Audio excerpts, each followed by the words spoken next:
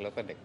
Apa kabar pemirsa? Senang sekali saya Wiki Aryan kembali menjumpai Anda dalam program Market Review dari Manhole Bursa Efek Indonesia. Tentu saja kita akan membahas beberapa isu-isu yang menjadi penggerak pasar modal Indonesia. Kita saksikan Market Review selengkapnya. Ya, pemirsa, kinerja transaksi berjalan Indonesia terus mengalami defisit akibat kinerja ekspor yang terus mengalami penurunan. Per Februari tahun 2019, nilai ekspor Indonesia kembali turun dan bagaimana dampaknya terhadap perekonomian Indonesia kita akan membahasnya setelah tayangan berikut ini.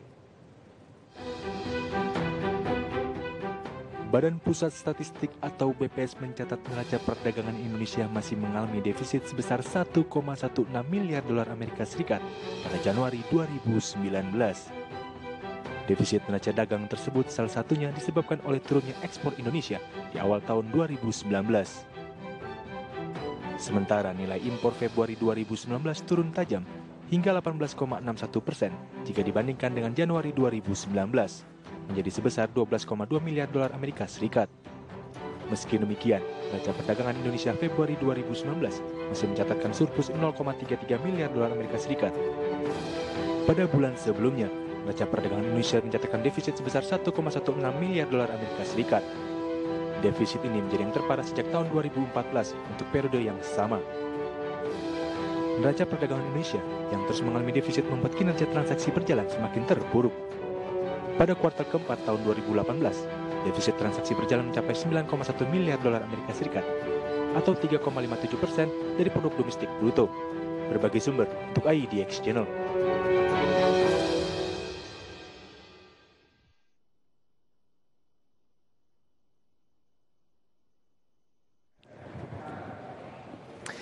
Ya, sudah hadir juga bersama saya dari Manhole Bursa Efek Indonesia, Dr. Adrian Panggabean. Beliau adalah Chief Economist PT CIMB Niaga. Apa kabar Pak Adrian? Terima kasih sudah hadir di studio kami hari ini. Kita akan memperbincangkan sesuatu yang belakangan sangat hangat sekali diperbincangkan gitu ya. Apalagi ini mengingat pernyataan dari Presiden Joko Widodo yang juga mungkin merasa sedikit sepertinya Indonesia hopeless akan strategi untuk mengakali defisit transaksi berjalan.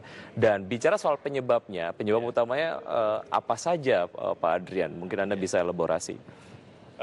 Defisit transaksi berjalan kita itu kelihatannya memang permanen ya. Dan itu ada 3 faktor yang menyebabkan selama ini. Nomor 1 adalah impor migas. Kita impor migas itu setiap tahun kurang lebih value-nya sekitar 29-30 miliar dolar sepanjang tahun ya.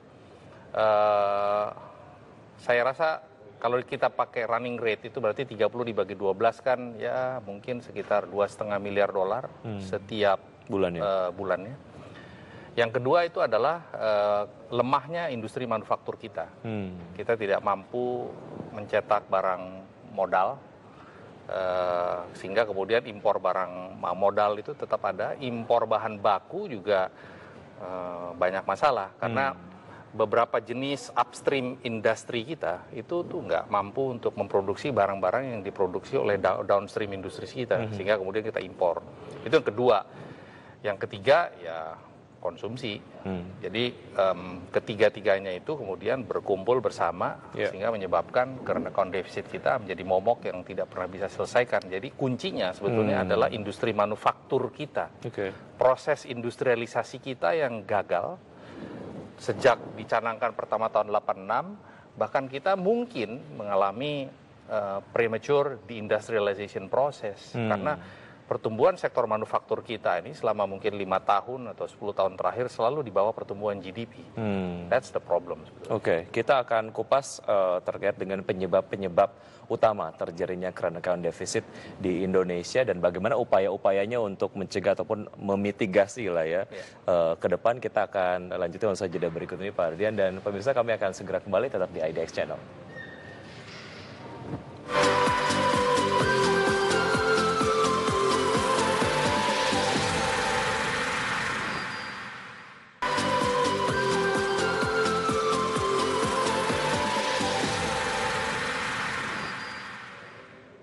Pemirsa, kembali dalam Market Review, Badan Pusat Statistik mencatat neraca dagang Februari tahun 2019 surplus 0,33 miliar US dollar. Meski mencatatkan surplus, namun kinerja ekspor Februari turun cukup tajam. Setelah mengalami defisit neraca perdagangan 4 bulan terakhir, neraca perdagangan nasional sepanjang Februari 2019 mengalami surplus sebesar 0,33 miliar US dollar. Berdasarkan catatan BPS, surplus perdagangan Februari ini ditopang oleh kinerja ekspor sebesar 12,53 miliar US dollar dan kinerja impor yang mencapai 12,2 miliar US dollar.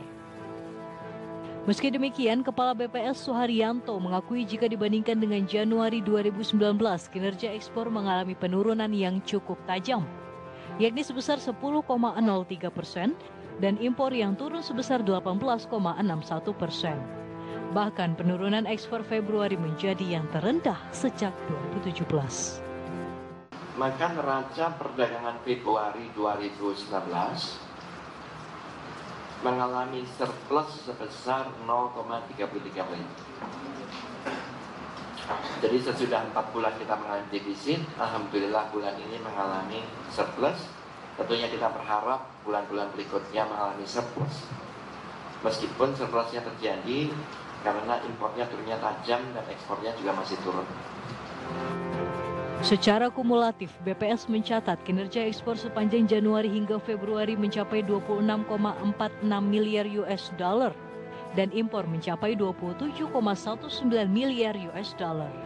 Sehingga defisit neraca perdagangan sepanjang Januari hingga Februari 2019 sebesar 0,73 miliar US dollar. Jakarta, Rizka Ayu Oki Mahendra, IDX Channel.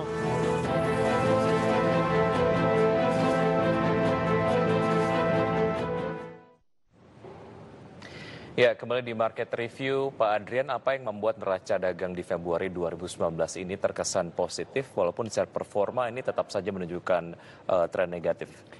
Oke, sebetulnya positif di Februari, neraca perdagangan kita memang cukup mengejutkan sih, karena kalau ngelihat dinamikanya, kelihatannya memang belum kuat-kuat amat.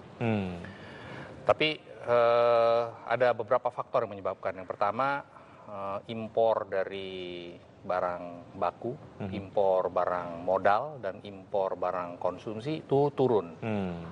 Jadi memang penurunan impor itu relatif sedikit lebih cepat daripada kenaikan ekspor, walaupun more or less sebetulnya nggak signifikan. Cuman kalau saya menarik itu lihatnya adalah total Januari dan Februari. Kita Januari itu sudah defisit 1 miliar dolar. Februari surplus 300 juta dolar. Artinya secara year to date kumulatif Januari dan Februari kita itu kan masih defisit 0,7 miliar dolar. Nah, kalau misalnya neraca jasa yang dengan pembayaran utang luar negeri dengan impor migas, kira-kira running rate-nya sekitar 2 miliar dolar sebulan. Sebetulnya sampai dengan bulan Februari saja kita punya total current account deficit, saya proyeksikan sudah mencapai antara 4,5 ke 5 miliar dolar. Nah, kalau misalnya Maret itu trennya berbalik arah lagi, agak negatif, saya perkirakan mungkin current account deficit kita di di first quarter sampai dengan Maret itu bisa mencapai 2,5% dari GDP ya. Ya memang turun dibanding tahun lalu, tapi artinya kita masih punya masalah dengan current account deficit kita. Nah, yang faktor kedua yang saya amati sebetulnya adalah volumenya. Volumenya itu adalah total trade ekspor plus impor. Tahun lalu Januari dan Februari ekspor plus impor akumulasinya sekitar 58 miliar dolar. Tahun ini termasuk rilis data yang terakhir hanya 53 miliar dolar. Jadi bahkan volume perdagangan pun sebetulnya turun di Indonesia. Apakah itu menggambarkan dinamika ekonomi yang melambat? Apakah itu menggambarkan global trade yang memang turun sesuai dengan prediksi banyak orang, ya kita lihat nanti bulan Maret. Ya. Untuk memitigasi proyeksi tadi, CAD yang kemudian nampaknya akan tetap lebar, Pak Adrian, adakah solusi-solusi yang mungkin ini kayaknya cukup efektif untuk memitigasi ya proyeksi tadi gitu, supaya CAD-nya nggak terlalu lebar lah gitu? Salah satu penyebab kenapa impor itu turun kan adalah karena rupiah yang melemah. Salah satu penyebab dari impor turun kan karena dinamika ekonomi yang mulai melambat akibat dari kenaikan tingkat suku bunga yang terjadi di tahun 2018, 175 basis point. Memang kenaikan tingkat suku bunga tidak langsung impact terhadap dinamika perekonomian, ada lag sekitar 6-12 bulan. Jadi kalau kenaikan dimulainya bulan Maret sampai dengan bulan November, ya let's say mungkin kira-kira bulan April gitu sudah mulai akan nampak di dalam perekonomian. Jadi itu nampaknya sudah mulai terefleksi sebetulnya di dalam April trade kita. Jadi lemahnya rupiah itu sebetulnya kalau ingin mengurangi current account deficit ya harus terjadi. Dan kita jangan mencoba untuk melakukan penguatan rupiah, karena begitu rupiah itu kuat ya orang impor lagi. Artinya strategi pemerintah sendiri untuk mengeluarkan kebijakan-kebijakan untuk menguatkan nilai tukar rupiah terhadap dolar Amerika Serikat ini nampaknya sedikit berlawanan dengan strategi untuk menyempitkan lagi CAD di ke depan gitu ya. Ini nampaknya menjadi satu hal yang cukup dilematis. Mana yang harus diprioritaskan sebetulnya, ataupun mungkin opsi yang harus diambil oleh pemerintah? Kan sekarang kan situasi menjadi sangat politis, karena kalau rupiah melemah terus, impact politiknya buruk, karena masyarakat melihat nilai kurs itu sebagai indikasi bagi pemburukan perekonomian. Tapi kalau rupiah dibuat menguat, mungkin kelihatan kinclong secara politis, tapi impact-nya karena defisit akan naik lagi gitu ya. Nah ini where to strike the balance ya, kita sebagai pemain pasar sih berharap sebetulnya karena account deficit di-address dulu ya. Tapi kan sekarang ini kan tahun politik ya. Nampaknya agak susah ke arah sana gitu ya. Kalau kita mau lebih struktural ya maksudnya ekspornya yang naik. Tapi kan ekspor yang naik ini kan sulit pada saat di mana global trade itu sendiri sebetulnya menurun ya. Ya, dan ekonomi global juga memang sedang menunjukkan tren pelambatan. Oke, kita akan bahas sedikit terkait dengan satu hal yang memang ini menjadi salah satu penyebab utama terjadinya current account deficit, ya, adalah ketergantungan terhadap bahan baku dan juga modal dari produksi luar negeri ke Indonesia. Bagaimana dengan strategi pemerintah sendiri untuk menghadirkan barang-barang modal ataupun ya barang-barang nantinya digunakan untuk industri dalam negeri untuk mensubstitusi supaya tidak terlalu tergantung lah dengan barang-barang impor ini. Sejauh ini trennya sudah baikkah atau di angka berapa sebetulnya, Pak? Begini, kita itu sejak kalau saya lihat dari data data perdagangan Indonesia, data manufaktur Indonesia, kan data manufaktur itu bisa kita lihat dari kategori ISIC ya, International System of Industrial Classification, ISIC ya. Bisa juga kita lihat dari barang-barang manufaktur yang diperdagangkan. Jadi klasifikasinya namanya SITC, Standard for International Trade Classification. Di Indonesia, kalau kita lihat berdasarkan data SITC atau berdasarkan data HS ya, Harmonized System, itu dari tahun 70, 80, 90 sampai sekarang sudah 50 tahun ya. Itu nggak ada perubahan ya. Artinya kita, sektor industri manufaktur kita, tetap bergantung kepada resources, agriculture related resources. Sementara kalau kita lihat dari komponen-komponen industri manufaktur ya, kemampuan kita untuk mengenerate industri manufaktur atau produk manufaktur yang lebih kompleks itu rendah sekali. Jadi misalnya ada riset yang dilakukan di lembaga multilateral melihat dari 5.000 jenis barang yang paling kompleks, yang salah satu yang paling kompleks misalnya kan semiconductors, pesawat terbang, otomotif. Di mana sih Indonesia? Berapa sih peran Indonesia terhadap ekspor global dalam 5.000 barang yang kompleks itu? 0%. 0,0%. Permasalahannya ada di SDM, penguasaan teknologi, infrastruktur atau apa? Semuanya. Infrastruktur, penguasaan teknologi, SDM, dan financingnya nggak ada. Upaya-upaya pemerintah sendiri untuk meningkatkan kualitas dari SDM supaya memiliki daya saing global lah ya. Nampaknya agak sering disuarakan belakangan gitu. Efektivitasnya gimana sih itu Pak Belum Adrian? ada. Belum ada. Karena kalau kita lihat total factor productivity di Indonesia itu angkanya itu dekat ke 0 ya. Dan untuk memulai peningkatan total factor productivity itu nggak gampang. Laying off the groundwork-nya aja belum mulai. Dari katakan sejak pasca reformasi tahun 1998, laying off the groundwork-nya belum ada. So that's number one. Nomor dua, yang menarik juga adalah undang-undang ketenagakerjaan kita itu membuat tidak ada insentif untuk memperbaiki tingkat produktivitas. Karena undang-undang ketenagakerjaan kita itu sangat berat kepada buruh.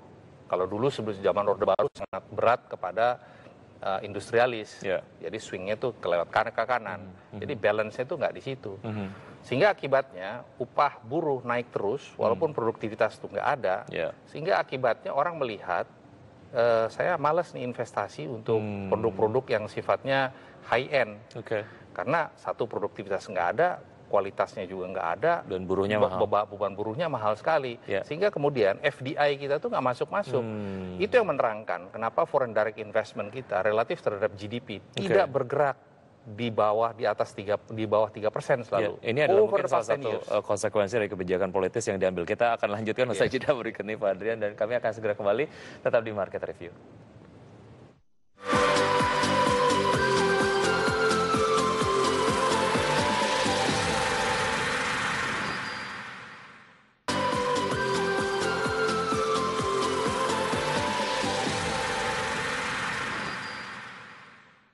Ya, kembali dalam Market Review, Pak Adrian tadi sempat membahas sedikit, dan ini menjadi satu bahasan yang sangat menarik, bagaimana sebetulnya kebijakan politik memberikan dampak yang luar biasa gitu ya terhadap current account deficit di Indonesia sejauh ini. Dan salah satunya adalah terkait dengan foreign direct investment yang mungkin secara indeks kayaknya untuk naikinnya agak susah gitu, karena investor asing masih kemudian melihat kondisi-kondisi di Indonesia masih agak susah gitu untuk akhirnya dijadikan sebuah negara tujuan investasi, walaupun dari pemeringkat melihat kemudian Indonesia adalah negara yang cukup menarik untuk foreign direct investment. Nah, terkait dengan ini, walaupun juga kemarin trennya agak berkurang sedikit ya, agak turun. Nah, melihat ini gimana nih? Apa yang sebetulnya dibaca oleh lembaga-lembaga pemeringkat ini sampai kemudian akhirnya sebelum turun ini trennya masih positif, masih direkomendasikan sebagai negara yang layak investasi? Kalau misalnya Indonesia itu mendapatkan peringkat layak investasi, investment grade rating, menurut saya sebetulnya kita sudah layak mendapatkannya sudah lama. Bahwa mereka baru ngasih sekarang, ya alhamdulillah ya. Tapi bahwa mereka akan nurunin, saya nggak yakin. Karena kalau kita bandingkan apple to apple dengan negara-negara yang memiliki rating investment grade, ya Indonesia sih ya cakep gitu ya. Nah, artinya khawatir bahwa investment grade rating akan turun ke bawah, mestinya sih itu kekhawatiran berlebihan. Nah, cuman yang menjadi masalah kan kenapa kita nggak naik lebih tinggi dari triple B kan gitu. Karena untuk mendapatkan triple B ya beberapa syarat tuh harus dipenuhi. Savings mobilization tuh harus ada, lalu kemudian efisiensi dari sistem finansial harus ada, ketersediaan berbagai macam produk harus ada, dan lain sebagainya, dan lain seterusnya itu panjang. Termasuk diantaranya itu adalah stabilitas dari makro. Stabilitas dari makro itu kan adalah isu yang terkait dengan current account deficit juga. Dan current account deficit barusan kita bicarakan terkait dengan masalah industri manufaktur kan. Jadi ini tuh merembet kemana-mana. Nah, sekarang kita sudah berada dalam situasi ini selama katakan 20 tahun terakhir sejak reformasi. Pertanyaannya prioritas kedepannya sekarang mau ngapain nih? Gitu kan. Lalu kemudian katalisnya apa yang mau diselesaikan dan mulainya dari mana? Kan itu yang selalu ditunggu oleh pasar. itu yang selalu ditunggu oleh foreign investors. Oke, Pak Adrian menyinggung apa yang disampaikan oleh Presiden Jokowi pada speech-nya di ASBSD beberapa waktu yang lalu. Kita tuh sebetulnya tahu permasalahannya di mana saja gitu. Dan satu hal yang paling ditekankan oleh Presiden Jokowi adalah berikan kemudahan berinvestasi. Birokrasinya jangan ribet-ribet gitu. Nah ini kedepannya setelah kemudian ada statement ini ada perbaikan nggak sih, optimis nggak sih? Karena ini kayaknya jadi satu hal yang betul-betul dicermati oleh investor sebelum akhirnya memutuskan untuk berinvestasi di Indonesia. Begini, kita tuh kalau bicara soal investasi itu selalu kemudian berusaha kemudian menyelesaikan masalah administratif. Lalu kemudian solusi yang selalu keluar itu adalah SATAP. Satu atap. Baik. Tapi let's be honest, satu atap ini kan bukan ide baru. Saya sudah pernah mendengar istilah satu atap sejak bahkan saya masih kuliah ya. Jadi sudah 35 tahun lalu saya sudah dengar istilah satu atap. Dan satu atap itu nggak menyelesaikan masalah. Yang membuat investasi itu masuk, itu adalah 3 hal. Nomor 1, foreign policy.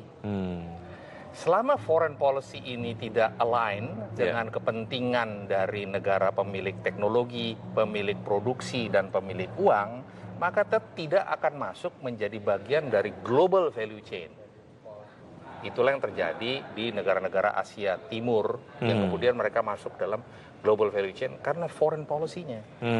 That's one. Nomor 2 dan nomor 3 kita akan lanjutkan usai rekan Liani Anwar akan menyampaikan beberapa data. Silakan Liani. Pemirsa, kinerja transaksi berjalan Indonesia terus mengalami defisit karena kinerja ekspor Indonesia yang juga terus mengalami penurunan. Di mana data terakhir untuk data ekspor Indonesia bulan Februari 2019 kembali mengalami penurunan sebesar 10%. Namun Indonesia masih mencatatkan surplus neraca perdagangan pada bulan Februari 2019. Di mana data BPS merilis pada pekan lalu untuk neraca perdagangan Indonesia berhasil mencatatkan surplus sebesar 0,33 miliar US dollar. Namun kinerja ekspor mengalami penurunan sebesar 10% dan juga impor mengalami penurunan sebesar 18,61%. Dan kondisi ini lebih baik dibandingkan posisi neraca perdagangan Indonesia pada bulan Januari 2019 yang mencatatkan defisit sebesar 1,16 miliar US dollar dan merupakan defisit terparah sejak tahun 2014. Dan untuk kinerja transaksi berjalan ini masih mencatatkan defisit sebesar 9,1 miliar US dollar pada kuartal keempat 2018 atau sekitar 3,57% dari produk domestik bruto Indonesia. Dan kita akan mengupdate lebih detail bagaimana sebenarnya perkembangan ekspor dan juga impor Indonesia pada bulan Februari 2018 sampai ke Februari 2019 atau secara 1 tahun terakhir. Bisa Anda saksikan di layar Anda, pemirsa, untuk posisi kinerja ekspor Indonesia pada bulan Februari Februari 2018 sampai dengan Februari 2019. Ekspor Indonesia mengalami penurunan sebesar 11,33% dibandingkan dengan kinerja Februari 2018. Bagaimana dengan impor? Di mana impor juga justru mengalami kenaikan, di mana kalau kita bandingkan dengan Februari 2018, impor kita tercatat naik 13,98% dalam 1 tahun terakhir, dan ini juga merupakan salah satu penyebab terjadinya defisit transaksi berjalan Indonesia yang semakin melebar untuk data terakhir.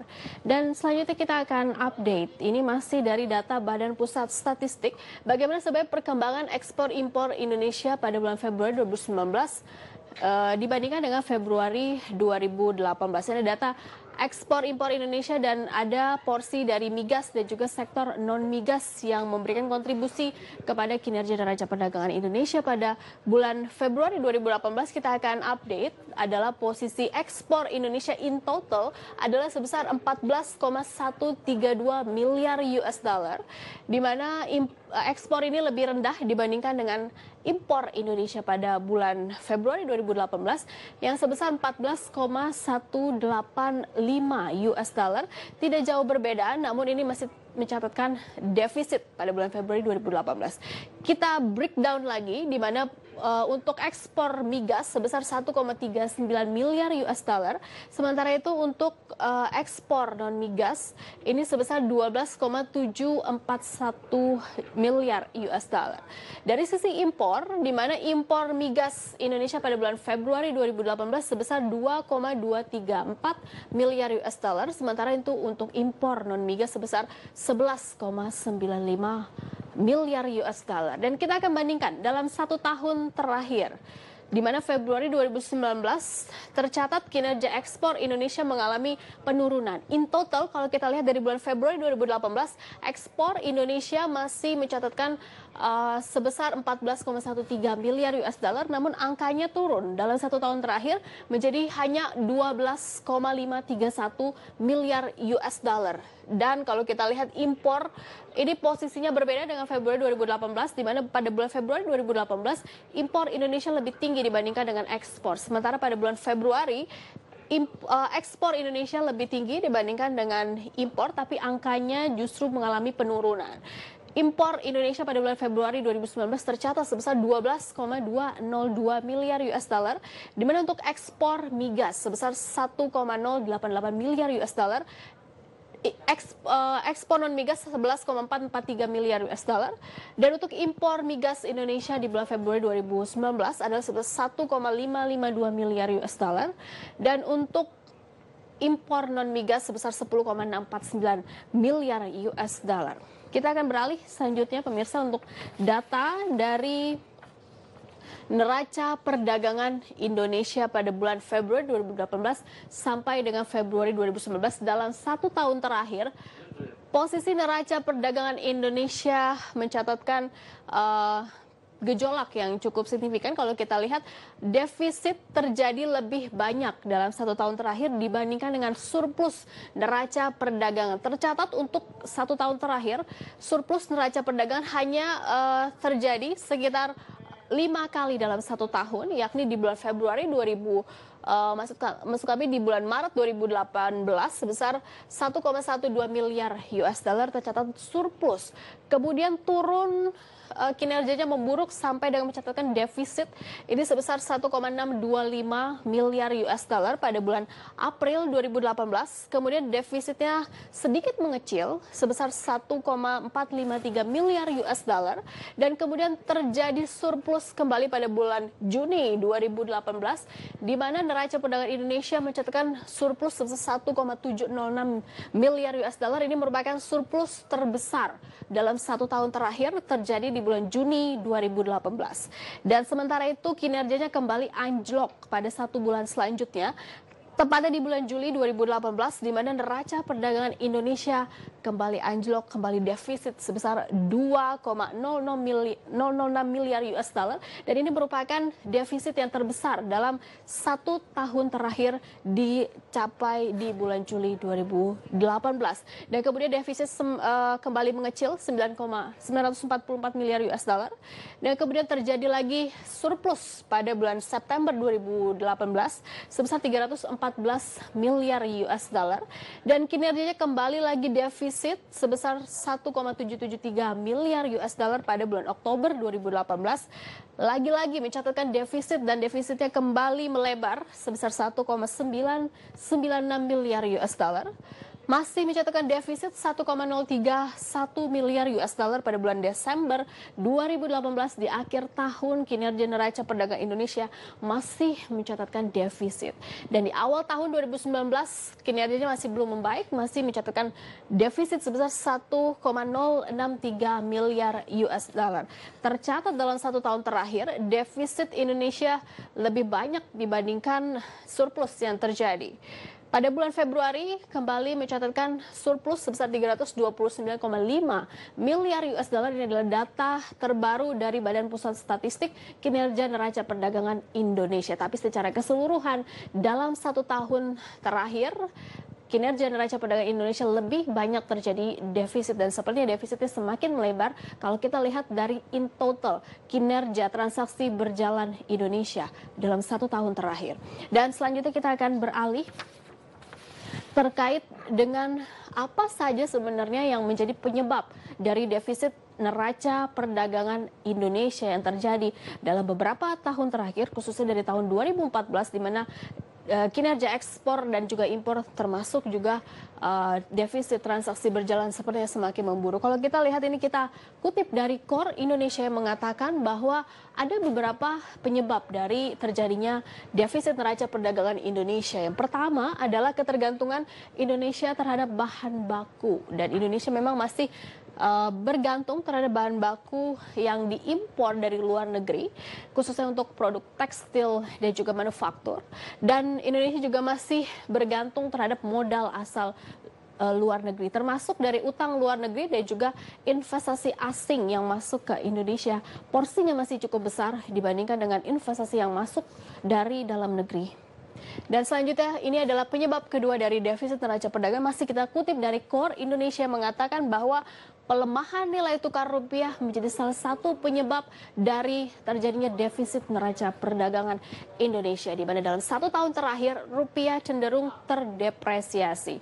Bahkan rupiah dalam 1 atau 2 tahun terakhir rupiah sempat menyentuh angka 15.000, namun rupiah kembali menguat, kembali ke level 14.000, bahkan di awal tahun kemarin sempat meninggalkan level 14.000, rupiah sempat kembali ke level 13.900-an, namun data terakhir adalah rupiah masih terdepresiasi sekitar 14.300-an rupiah per dolar Amerika Serikat. Data selanjutnya, ini adalah penyebab selanjutnya yang menyebabkan Indonesia masih mencatatkan defisit neraca perdagangan, di mana produksi minyak Indonesia tercatat terus mengalami penurunan, kemudian juga Indonesia masih bergantung terhadap minyak impor. Dan itulah pemirsa untuk data-data berkaitan dengan neraca perdagangan Indonesia. Dan selanjutnya kita kembali ke Wiki Adrian. Silakan Wiki. Ya, terima kasih Liani atas paparan yang Anda informasikan terkait dengan beberapa data yang memang cukup menarik disimak terkait dengan beberapa penyebab yang menjadikan Indonesia sejauh ini mengalami kerenggangan defisit. Tadi Pak Adrian sempat menyampaikan sebetulnya foreign policy yang dibuat Indonesia tidak align ataupun tidak sesuai dengan tren global gitu. Ini yang menyebabkan foreign direct investment di Indonesia belum terlalu banyak. Nah, ada apa dengan foreign policy kita sehingga ya nggak align aja dengan tren global? Saya ambil contoh misalnya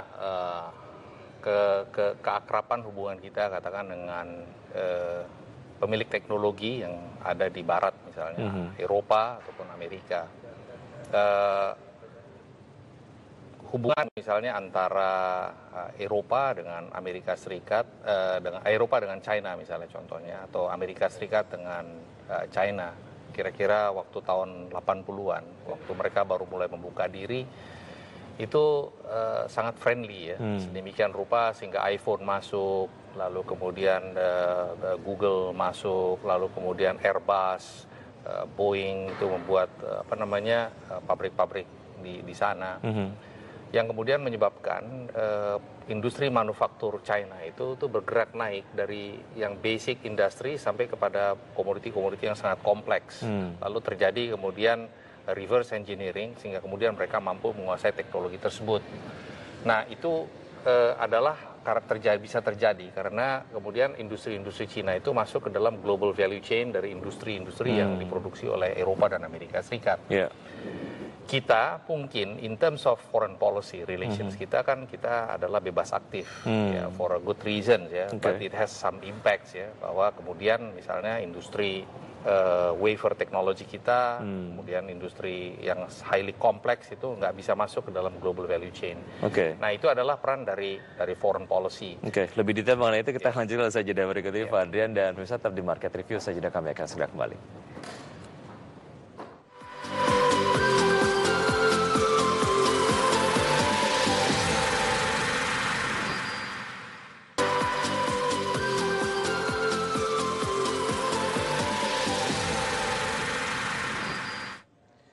Pemirsa, kembali dalam Market Review, Menteri Koordinator Bidang Perekonomian Darmin Nasution menilai kinerja neraca perdagangan Indonesia pada Februari 2019 belum menunjukkan hasil yang maksimal. Meskipun pada periode tersebut neraca perdagangan tercatat surplus 0,33 miliar US dollar. Menurutnya dengan realisasi tersebut belum menunjukkan adanya kepastian ke depan neraca perdagangan akan terus berkinerja baik. Perlu ada kerja keras yang lebih untuk mendorong neraca perdagangan terjaga surplus. Meski demikian, Darmin menekankan menjaga neraca perdagangan untuk tetap surplus juga harus memperhatikan pertumbuhan ekonomi. Pasalnya bukan hanya perlu fokus pada peningkatan ekspor, namun juga menjaga impor untuk tidak merosot tajam. Dunia masih terus berubah ininya, belum pulih. Ekspor kita ke 3 negara, tadinya ke Jepang tuh kita masih positif, sekarang 3-tiganya udah negatif. Maka kalau saya lihat impornya yang turunnya agak banyak itu adalah karena komposisinya juga tidak berubah banyak. Konsumsi kita hanya 8,2% saja, sisanya itu bahan baku dan barang modal, termasuk mesin-mesin apa dan sebagainya. Jadi situasi ini ya kita bukan hanya bagaimana menaikkan Jalan sih sampai dengan Juni. Nanti impor. ya. Dalam market review kita kemudian memperbincangkan beberapa hal yang berkaitan dengan paket berita yang tadi Anda saksikan. Terkait dengan tadi foreign policy Indonesia yang nampaknya kita belum align dengan tren global. Silakan dilanjutkan Pak Adrian. Jadi isunya sebetulnya foreign direct investment itu selalu, dan ini bukan suatu hal yang baru sebetulnya. Kalau kita baca literatur tentang what drives foreign direct investment in the long term, ya foreign policy, yang saya sampaikan tadi itu sebetulnya hanya contoh ya. Tapi ini sudah established evidence bahwa foreign policy sama economic policy itu harus align. Di Amerika Serikat misalnya contohnya ya, economic policy mereka itu adalah derivasi atau turunan dari foreign policy mereka. Jadi kalau misalnya dia ingin proteksionisme sekarang, ya foreign policy-nya seperti itu, economic policy-nya ya sudah gedor Cina, kemudian melakukan stimulasi kiri, stimulasi. Jadi economic policy itu selalu adalah turunan dari foreign policy. Paling tidak itu align. Di Indonesia kan kita nggak pernah ada alignment antara foreign policy dengan economic policy. Tidak pernah. Dalam pengetahuan saya sejak saya masih kuliah ya, nggak pernah ada. Nah itu mungkin faktor yang penting pertama. Yang kedua itu adalah legal certainty. Jadi kalau kita baca semua survei terkait foreign direct investment, faktor kedua terpenting itu adalah legal certainty. Legal certainty ini punya dua dimensi. Yang pertama itu adalah kepastian hukum dalam pengertian kalau kita ada proses pengadilan, maka proses pengadilan itu transparan dan adil. Jadi judiciary sistemnya itu transparan, adil, dan menghasilkan keputusan yang punya implikasi baik buat kedua belah pihak.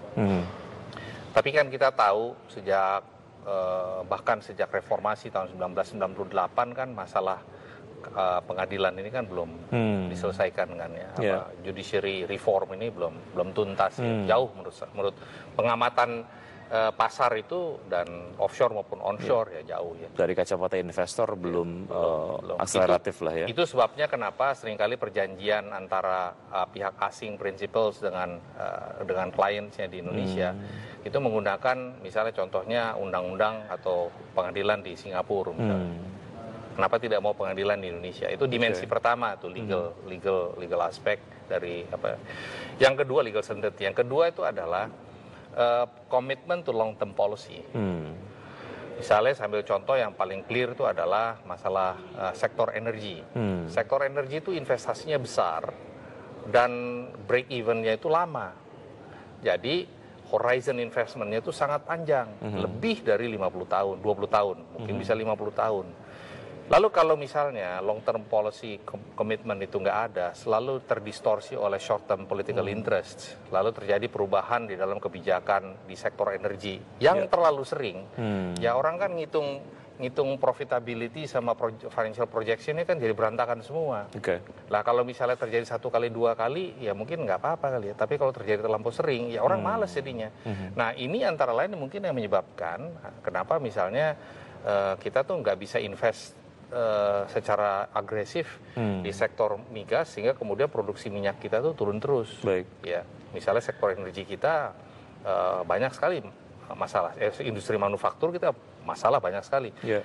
Belum lagi kalau misalnya masalah pricing di infrastruktur. Sebetulnya jalan itu harus di pricing berapa sih? Apakah boleh berubah atau bagaimana caranya? Ada yang misalnya kebablasan, contohnya misalnya industri air, misalnya PDAM, yang kemudian sudah 20 tahun tapi nggak menghasilkan perubahan yang signifikan misalnya. Nah, ini adalah contoh-contoh. Yang kedua terkait dengan komitmen. Ketiga itu adalah legal cost. Oke, legal cost lebih lengkap kita lanjutkan usaha jeda berikut ini. Dan pemirsa, tetap di Market Review, usaha jeda kami akan segera kembali.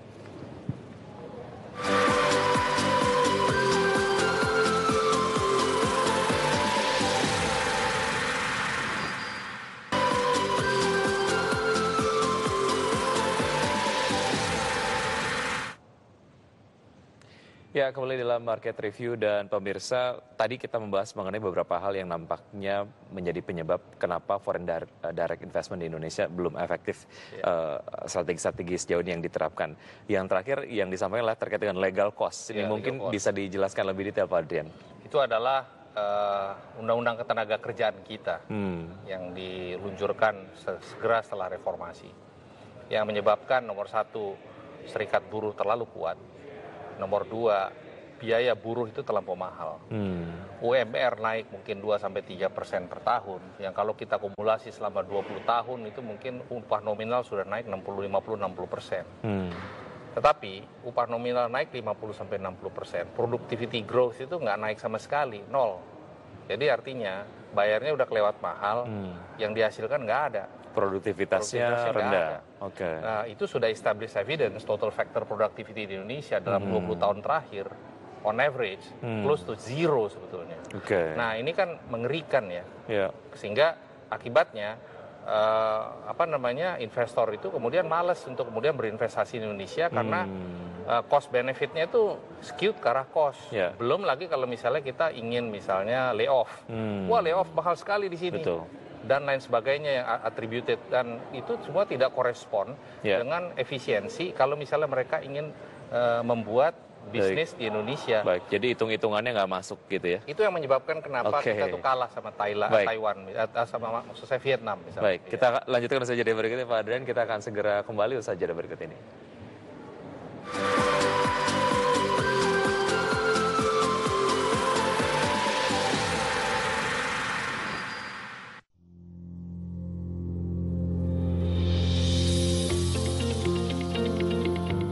Jika Anda adalah investor saham, Anda mendapat keuntungan di antaranya capital gain, yaitu keuntungan dari selisih harga beli dan harga jual saham. Dividend, yaitu pembagian laba kepada pemegang saham.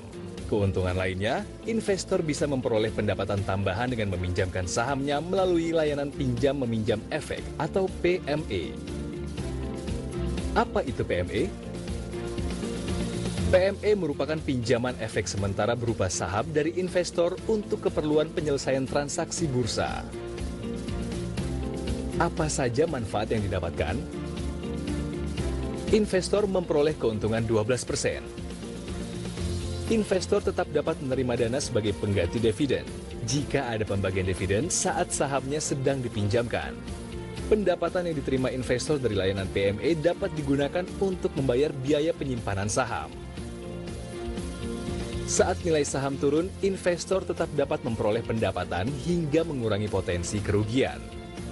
Dan yang terpenting, KPEI menjamin pengembalian saham yang dipinjamkan sesuai waktu yang telah ditentukan. Menarik bukan? Prosesnya sangat sederhana. Investor cukup menghubungi perusahaan sekuritas dan menandatangani formulir perjanjian PME. Selanjutnya, jika terdapat kebutuhan penyelesaian transaksi bursa oleh peminjam, saham yang akan dipinjamkan diserahkan kepada KPEI melalui perusahaan sekuritas. Setelah proses PME selesai, maka KPEI akan mengembalikan saham yang telah dipinjamkan dan memberikan pendapatan kepada investor melalui perusahaan sekuritas. Segera hubungi perusahaan sekuritas Anda, Customer Care KPEI, atau kunjungi website kami di www.kpei.co.id untuk mengetahui layanan PME. PME, Pinjamkan sahamnya, dapatkan manfaatnya.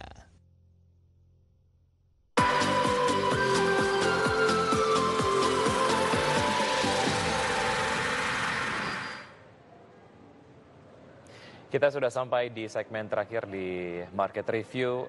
Pak Adrian, bauran kebijakan seperti apa yang nampaknya akan efektif untuk menyempitkan current account deficit di Indonesia dan juga mungkin bisa meningkatkan performance ekspor? Nomor satu, ini bukan kebijakan yang bisa diselesaikan dalam jangka pendek. Dalam jangka pendek, opsi yang tersedia hanya currency. Jadi rupiah tidak boleh terlalu kuat. Ya. Nomor dua, tingkat pertumbuhan ekonomi memang harus turun. Agar supaya dinamika bisnis itu nggak terlampau kuat, impor nggak terlampau banyak. Yang ketiga, dalam jangka pendek ya memang harus mengukur mana sih program infrastruktur atau proyek infrastruktur yang betul-betul penting dan harus diselesaikan. Nggak bisa tuh menyelesaikan semuanya. Kita kebijakan itu punya prinsip constraint optimization. Jadi ada objektif, tapi kita punya kendala. Kita harus mengetahui kendalanya di mana, baru kemudian kita bisa menyelesaikan. Jadi selebihnya sebetulnya opsinya itu adalah long term. Misalnya penguatan industri manufaktur, kemudian memperbaiki tingkat kompleksitasnya, productivity, undang-undang ketenaga kerjaan, itu semua itu long term solutions. Tapi harus dimulai sekarang. Karena laying of the groundwork itu penting.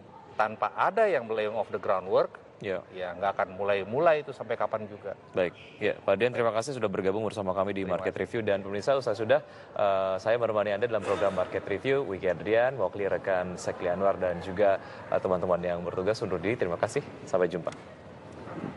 Terima kasih. Terima kasih.